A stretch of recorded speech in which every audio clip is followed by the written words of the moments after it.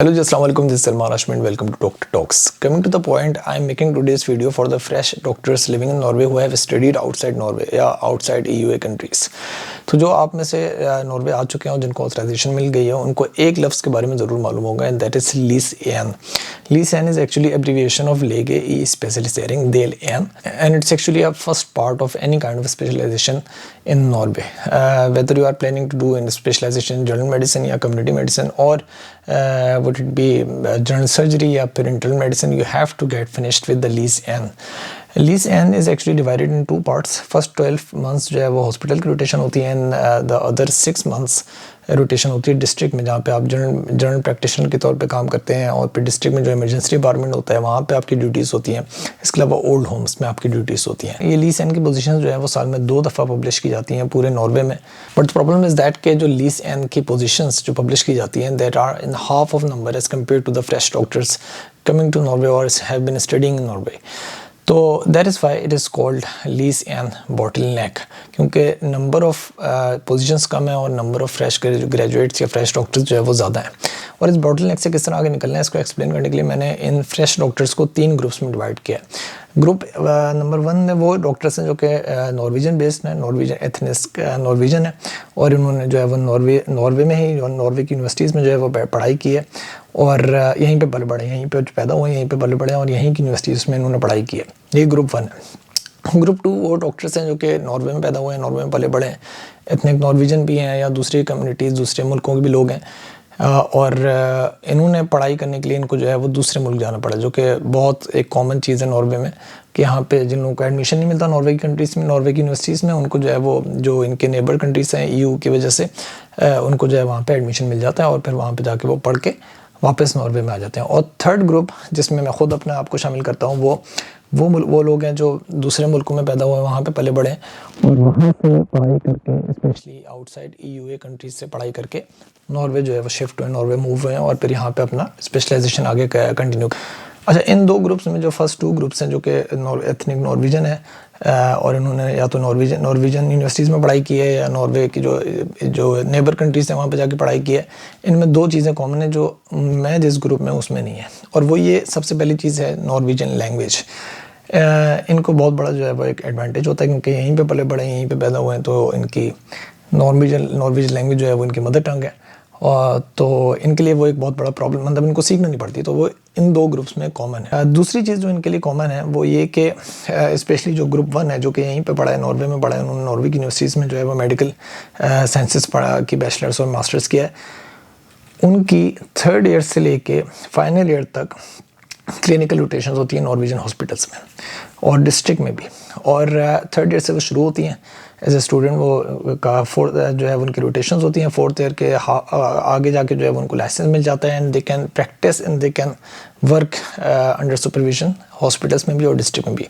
Final year में बहुत सारे मेडिकल स्टूडेंट जो कि नॉर्वे में पढ़ रहे होते हैं वो नॉर्वे के हॉस्पिटल्स में जो है वो रोटेशंस के साथ साथ एक्स्ट्रा काम भी करना शुरू कर देते हैं एज अ जो होता है पार्ट टाइम, वहाँ पे जो है वो काम करना शुरू कर देते हैं. Helps them to make contacts both with the colleagues working in the Norway, doctors हैं working in the Norwegian hospitals and the administration department.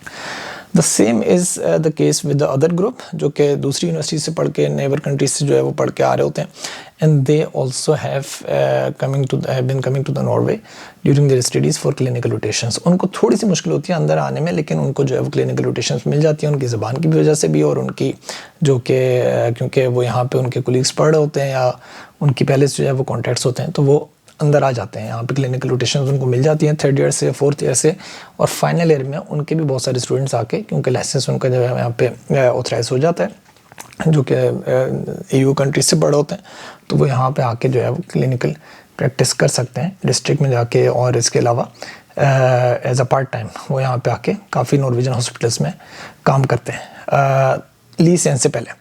और ये 2 ऐसे बड़े पॉइंट हैं, ऐसे बड़े एडवांटेजेस हैं कि इनकी वजह से इनको लीस एन की बॉटल नेक से गुजरना आसान होता है. फिर भी इसमें बहुत ज़्यादा कंपटीशन होता है, और उसके बावजूद कि इनके पास ये एडवांटेजेस हैं, इनके लिए बॉटल नेक में थोड़ा सा टाइम लगता है, लेकिन इनके लिए आसान होता है as compare to the 3rd group जिसमें मैं था या हूँ.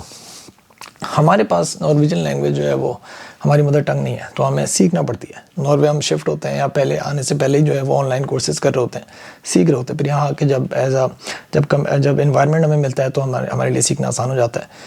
تو ٹائم لگتا ہے، لیکن 1 سال 2 سال 3 سال، اور پروفیشنل لینگویج جو ہے اس میں تو بہت سال لگتے ہیں، لیکن جو ہے وہ ٹائم لگتا ہے. اور یہ ایڈوانٹیج ہمارے پاس جو ہے وہ بائی برتھ نہیں ہوتا یا جو ہے بائی ڈیفالٹ نہیں ہوتا. ہمیں آ کے جو ہے وہ اس ایڈوانٹیج کو حاصل کرنا ہوتا ہے، اس پہ محنت کرنی ہوتی ہے، سیکھنا ہوتا ہے نارویجن لینگویج.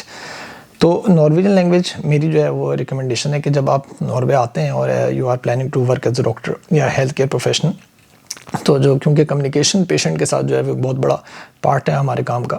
اس کے علاوہ جو ہے وہ لکھنا، نوٹس لکھنے، یعنی جب پیشنٹ ڈسچارج ہو رہا ہے وہ سارے نوٹس لکھنے، کسی ریفر کرنا کسی کو، تو وہ ساری چیزیں ہوتی ہیں. اس میں آپ کی پروفیشنل لینگویج جو ہے وہ بہت امپورٹنٹ رول جو ہے اس کا ہوتا ہے. تو اس لیے میری ریکمنڈیشن ہے کہ آپ if you are planning to work as a doctor in Norway then you have to work on your language. تو اپنی لینگویج، نارویجن لینگویج کو جو ہے وہ اس کی ایکسینٹ پہ، اس کی گرامر پہ جو ہے وہ پہلے دن سے جو ہے وہ محنت کرنا شروع کرتے ہیں. سیکنڈ، جو ان 2 گروپس میں کامن چیز تھی، کلینکل روٹیشنز ان کو مل جاتی ہیں، اس کی وجہ سے ان کے کانٹیکٹ بن جاتے ہیں، وہ ہمارے پاس نہیں ہوتی، ایڈوانٹیج نہیں ہوتی.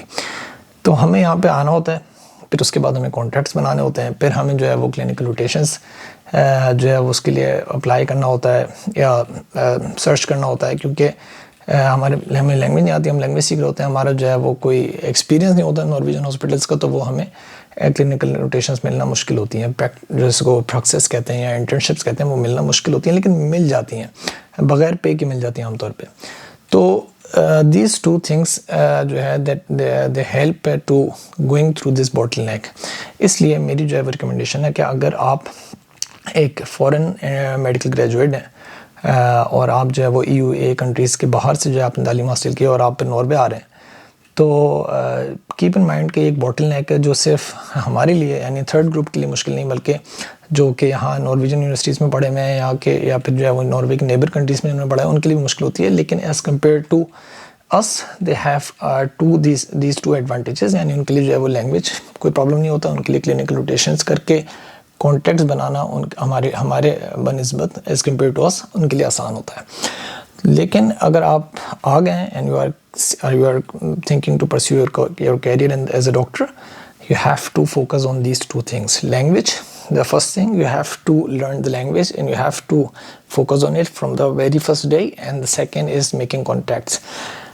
Praxis لیں، انٹرنشپس لیں، ہاسپٹلس میں انٹرنشپس آ رہی ہوتی ہیں. You just have to physical ان سے جا کے ملنا ہوتا ہے، ان کو اپنا جو ہے وہ انٹرسٹ شو کرنا ہوتا ہے، ان کو دکھانا ہوتا ہے کہ میں کام کرنا چاہتا ہوں، مجھے آپ انٹرنشپ دیجیے، میں پیسے نہیں لینا چاہتا آپ سے.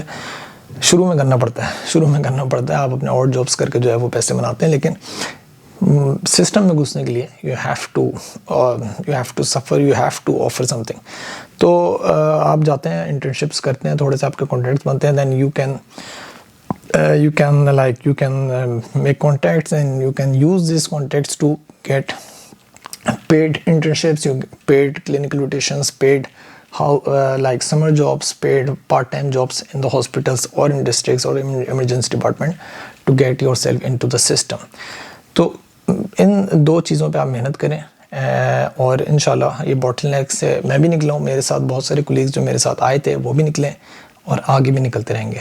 تو the key is being optimistic. Stay blessed and best of luck.